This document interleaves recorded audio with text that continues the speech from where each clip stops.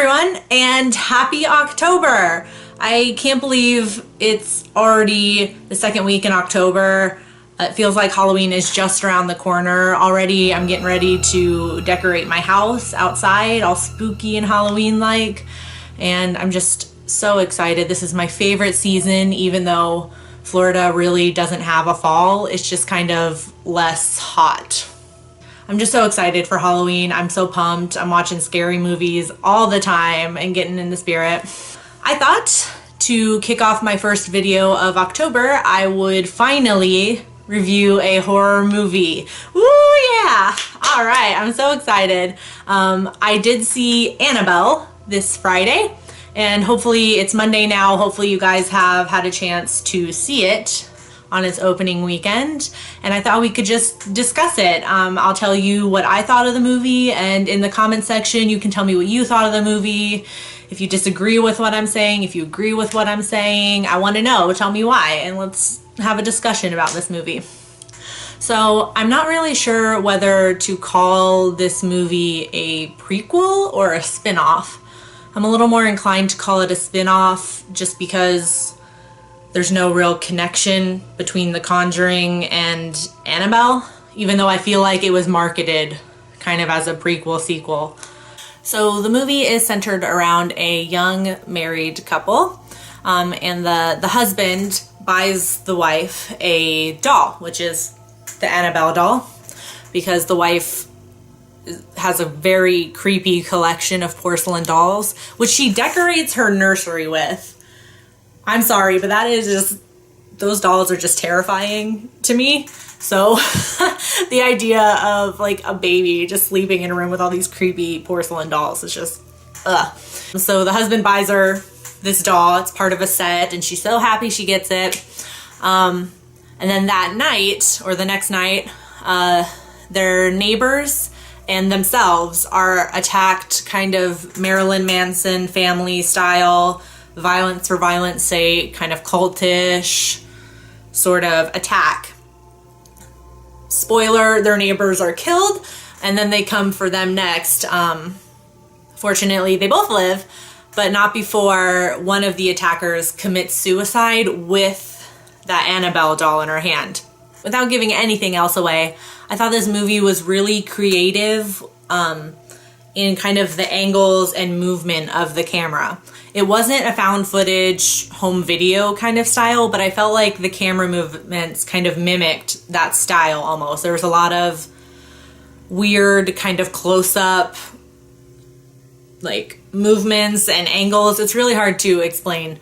There was a lot of really tense, like scary moments where the camera just stayed on the scary thing or the scary event instead of focusing on a jump scare like coming out at you.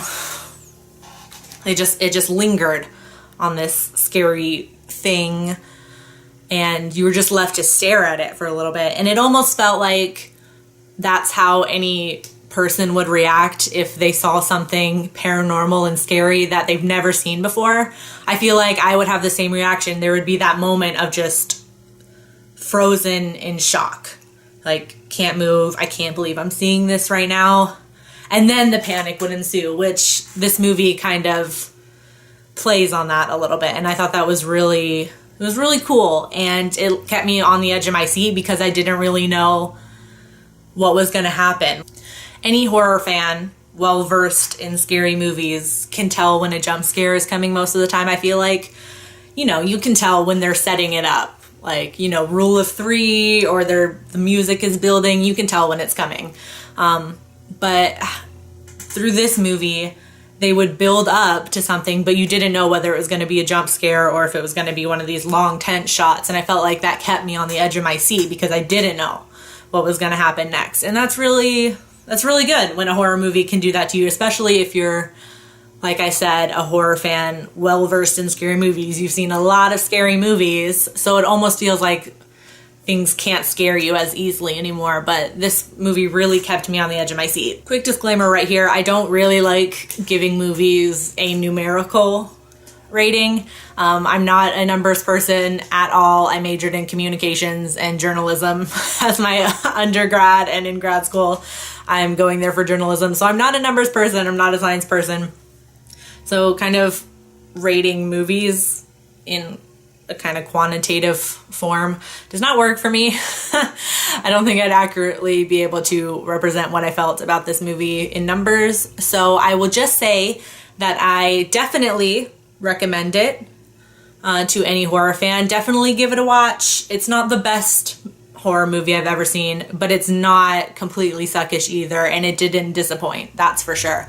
Like I said, I was pleasantly surprised at how good this movie was, so I definitely recommend you go check it out. I would definitely watch it again, for sure. So let me know in the comments what you thought of the movie and why, and if you liked my review of Annabelle, maybe give the video a like. Subscribe to the channel if you want to be told when I make a video next. It is October, so a lot of scary movies are going to come out this month or are already out, so there will definitely be a lot more reviews for the rest of this month. So yeah, that's all I have for you today. Look forward to, hopefully this week, another unboxing. I just recently subscribed to Horror Block, which is part of, I think the entire site or company is called Nerd Block. I just heard of this subscription box and I'm probably really late to the game, but it looked really cool, and you can never have too many scary horror movie Halloween type goodies and trinkets and stuff. So it has not come in the mail yet, and it's been like a good week and a half, and I really want it. So hopefully we will get a video up on that this week to make up for the fact that I did not post a video this past week. So yeah, hope you guys have a good day. Happy October, and I will see you next time. Bye.